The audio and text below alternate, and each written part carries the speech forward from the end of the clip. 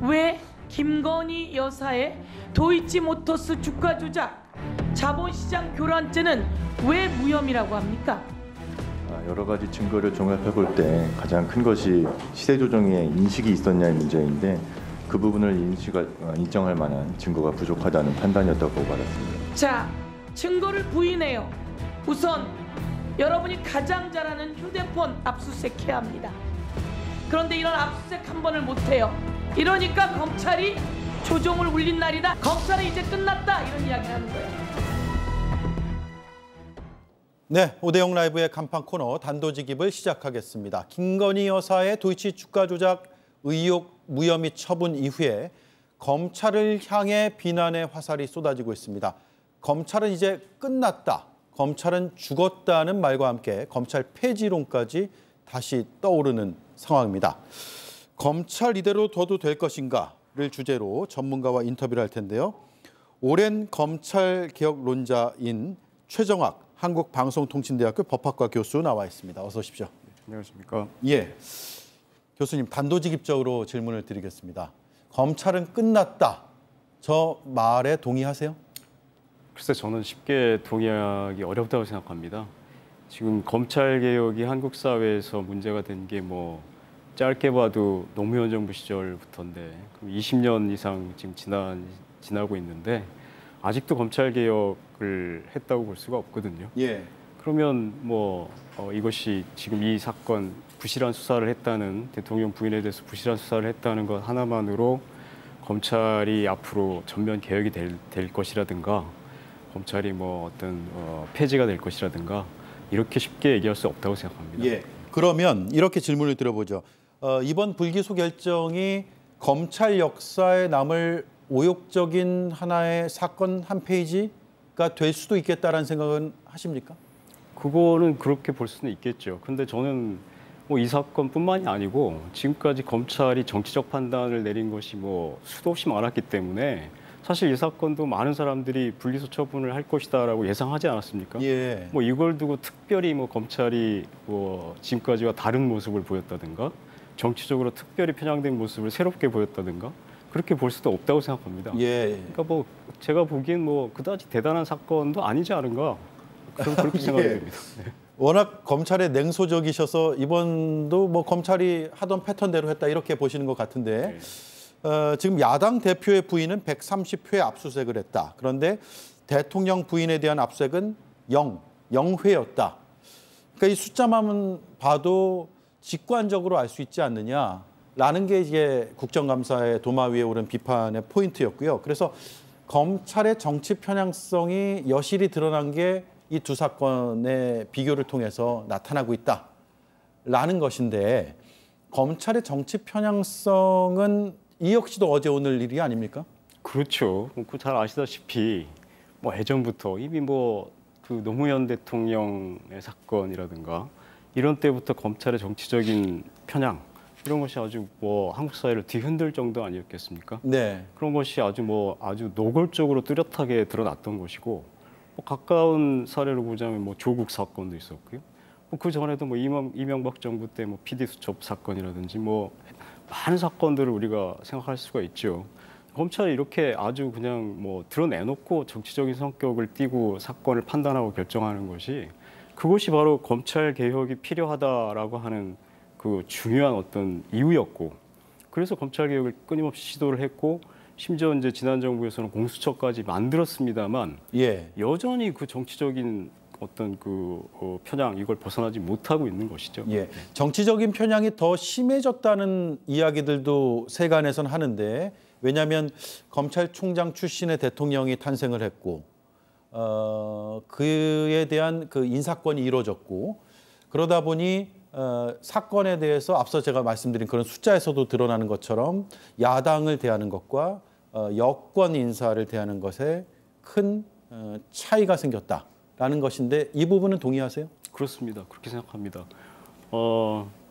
검찰이 이제 글쎄요. 검찰이 원래부터 어떤 정치적 성격을 어떻게 띠고 있었는지는 제가 잘 모르겠습니다만 전통적으로 보자면 아무래도 이제 법률가 집단이기 때문에 보수적인 성격을 띠고 있었다고 봐야겠죠. 예. 그런데 이것이 지금 점점 더 한국 사회에서 검찰이 자신들의 어떤 힘이 커지게 되면서 검찰 스스로가 어떤 자신을 정치 집단으로 생각하는 그런 정도에까지 이르지 않았나 그런 생각이 듭니다. 그래서 뭐 여러 가지 정치적 상황이 맞물렸습니다만 지난 정부에서 검찰총장 출신이 갑작스럽게 야당의 대통령 후보가 되고 심지어 대통령으로 당선이 됐으니까 그 또 뭐 공공연하게 무슨 사단 이런 것이 검찰 내외부에서 이야기가 되고 있고 예. 그러면 그 집단이 자신들의 정치적 힘을 분명히 의식하고 있을 것이라고 생각이 할 수 있는 것이죠.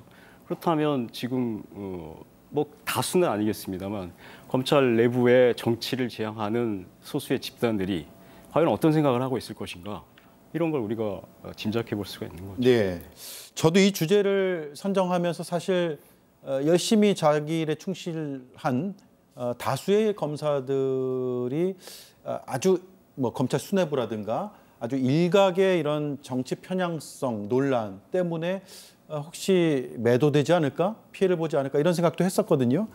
근데 어쨌든 지금 대중의 인식은 검찰 전체를 향해서 굉장히 냉소 비판적인 시각으로 변해가고 있습니다. 야당에서 지금 수사 기소권 분리 얘기도 나오고 있고요. 그리고 특정 검찰 수뇌부 몇 명을 탄핵해야 된다 이런 목소리도 나오고 있는데 앞으로 어떻게 됩니까? 그러면 뭐가 검찰 개혁의 핵심이 돼야 될까요? 역시 뭐 제도적인 개혁을 해야 되겠죠. 제도적인 네. 개혁이요. 지금 탄핵을 뭐 얘기하고 있습니다만은 과연 부실 수사를 한 것이 탄핵 사유가 될 수 있느냐도 좀 의심스럽고 또 설령 또 탄핵을 청구한다 하더라도 이것이 인용까지 갈 수 있느냐 네. 이런 것도 대단히 법리적으로 볼 때 이제 쉽지 않을 것 같거든요. 그리고 무엇보다도 검찰 개혁은 이제 검찰을 어떤 권력이든 검찰을 정치적으로 이용하지 못하도록 또 검찰이 정치적으로 스스로도 정치적인 어떤 판단을 하지 않도록 이렇게 제도를 만들어가는 것이 근본적인 해결 방법이라고 생각하고요. 지난 정권에서도 사실 그 일을 추진했다고 생각합니다. 네. 그런데 그것이 다만 미진했고 철저하지 못했기 때문에 실패했다. 저는 그렇게 생각합니다. 네. 지금 그 검찰 개혁과 관련한 여러 토론회나 공청회들이 다양하게 이루어지고 있는 것으로 들었는데 교수님도 그 토론자로 참여도 하고 계신 걸로 들었고요.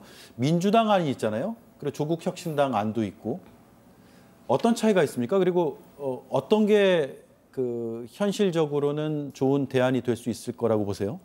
저는 사실 두 안에 대해서 자세히 알지 못하는데 예. 민주당 안은 이미 한참 전에 나와 있었습니다. 나와 있었고 제가 보기엔 조국 혁신당 안도 본질적으로 다르지 않을 거라고 생각하고요. 다만 민주당에서 지금 검찰 개혁의 속도 또 검찰 개혁의 뭐 현실적인 문제 이런 것 때문에 좀 내부에 이견이 있다. 이런 말을 들었고요. 조국 혁신당 안에서요? 아니, 민주당 안에서. 아, 민주당 네, 안에서요? 네, 네. 예.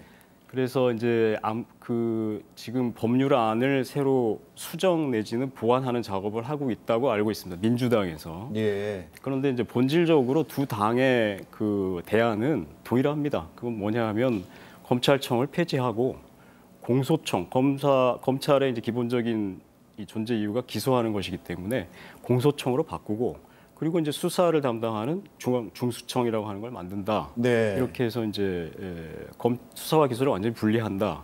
이렇게 이제 돼 있는 것인데 이렇게 하는 이유를 제가 잠깐만 말씀을 좀 드리자면은 결국 검찰의 정치적인 중립이 문제다고 많은 분들이 얘기를 하시는데 이 문제는 저는 근본적으로 해결하는 게 대단히 어렵다고 생각합니다. 네. 모든 사람들이 정치적인 성향을 띠고 있는 것이고 검사도 당연히 그렇겠죠. 그런데 검사가 다루는 사건들이 정치적인 사건이 다수 있기 때문에 정치적으로 완벽한 중립이라는 건 있을 수가 없습니다. 그렇다면 좋은 방법은 검찰의 권한을 줄이는 것이죠. 줄여서 정치적인 영향을 약하게 만드는 겁니다. 그래서 수사와 기소를 분리하는 것이 좋다는 것이고 분리를 한 다음에 각각의 기관에 대해서 다시 이것을 통제할 수 있는 국민의 감시기구, 시민의 감시기구 네. 이걸 만드는 것이 근본적인 해결 방법이라고 생각합니다. 그러면 교수님은 기소와 수사를 확실하게 분리하는 게 근본적인 해법에 가까운 해법이 될 수 있다라는 판단이신 거네요. 그런데 이게 그 법안은 지금 야당이 절대 다수를 점하고 있으니까 법안 통과는 되겠지요. 그런데 지금 대통령도 검찰 출신이고 여당 대표도 검찰 출신이고 검찰에서도 굉장히 단호하게 반대할 가능성이 크고 그래서 거부권 행사를 하면 또 막히는 것 아니냐라는 우려를 할 수밖에 없거든요. 그렇습니다. 현실적으로는 어떻게 될까요? 현실적으로 그래서 불가능하다고 생각합니다. 아, 결과적으로 네. 네. 결말은 불가능이다. 네. 어떤 검찰 개혁 법안을 만든다 하더라도 지금 뭐 대통령이 이미 뭐 20건 이상 거부권을 행사하고 있는 마당에 예. 또 뭐 제가 듣기로 대통령이 유일하게 자신의 뭐라고 할까 자신의 어떤 그 힘을 가장 강하게 유지하고 있는 집단이 검찰이다 이렇게 다들 얘기하고 있는 마당에 검찰 개혁 법안을 순순히 대통령이 받아들일 이유가 없죠. 예. 그러니까 검찰 개혁의 제도적인 시도는 이 정권 하에서는 거의 불가능하지 않을까 그렇게 생각이 예. 듭니다. 허탈한 결론인데 현 정권 하에서라는 전제가 붙었네요. 네. 그러면 정권이 교체되거나 아니면 국회 의석 분포가 좀 바뀌거나 그랬을 경우에는 가능한 부분이다.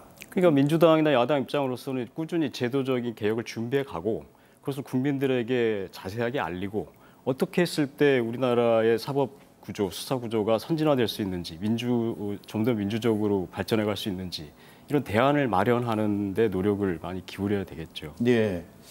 과거의 검찰 행태를 보면 아까 말씀도 많이 해주셨는데 12.12 쿠데타에 대해서 성공한 쿠데타는 기소할 수 없다라는 입장을 최초에 보였다가 시민들의 반발이 있었고요. 비판 여론이 굉장히 거셌잖아요. 그 뒤에 한참 뒤에 이걸 기소해서 유죄 판결을 받아낸 건.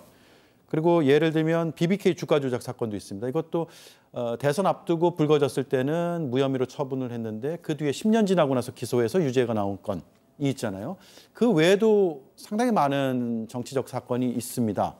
이번에 도이치모터스 주가 조작 사건도 추후에는 이렇게 다시 수사하고 기소 유죄까지는 모르겠지만 기소 가능성이 있다고 보세요? 글쎄 참 비극적인 일입니다만 예. 정권이 바뀔 때마다 바뀐 그 전 정권에 대해서 또 수사를 하고 또 묻혔던 사건을 꺼내서 다시 또 기소하고 재판받고 이런 일이 지금까지 반복되지 않았습니까? 앞으로 그렇게 되지 않으려면 보장이 없죠. 근데 제가 예. 말씀드리고 싶은 건 민주당도 사실 자신들이 권력을 잡았을 때 검찰권을 사법권을 자신들의 어떤 정치적 이익을 위해서 이용하지 않았다, 이용하려고 했다든가 이런 비판에 대해서 자유롭지 않다고 생각합니다.